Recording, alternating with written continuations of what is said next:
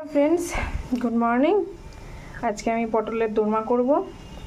देखो पटलेर भेतरेर এই যে এখান থেকে আমি এই বীজগুলো বের করে নিয়ে আলুর সাথে আর জিরা আর একটু আদা বাটা লঙ্কা বাটার সাথে মিশিয়ে এটাকে কষিয়ে নিচ্ছি। এখানে দেখো পটলের মধ্যে আমি একটু লবণ আর হলুদ মাখিয়ে নেব। আর এখানে পটলগুলো দেখো প্রায় ভাজাই হয়ে গেছে, আর একটু সামান্য রাখতে হবে এপিট ওপিট।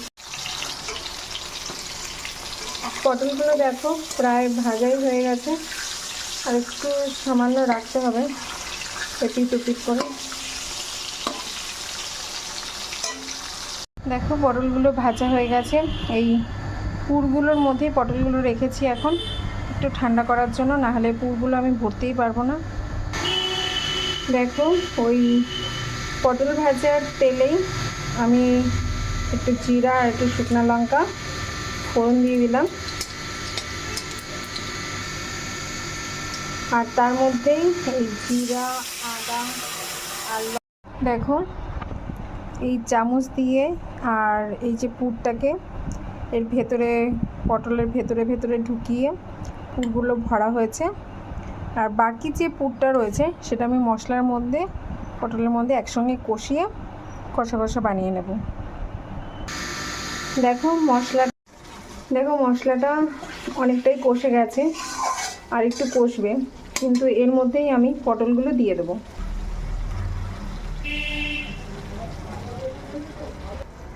কম আছে এই মশলাটাও কষতে থাকবে আর সঙ্গে এইগুলোও কষতে থাকবে।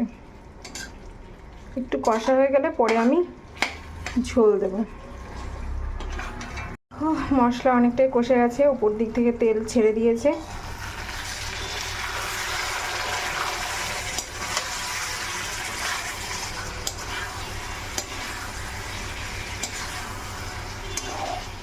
আস্তে আস্তে নাড়িয়ে নেব যাতে পুরগুলো বেরিয়ে না যায়। এগুলো অনেক সময় পুরগুলো বেরিয়ে গেলেই টেস্টটা নষ্ট হয়ে যাবে। এখন আমি নামানোর আগে গরম মশলা, সামান্য চিনি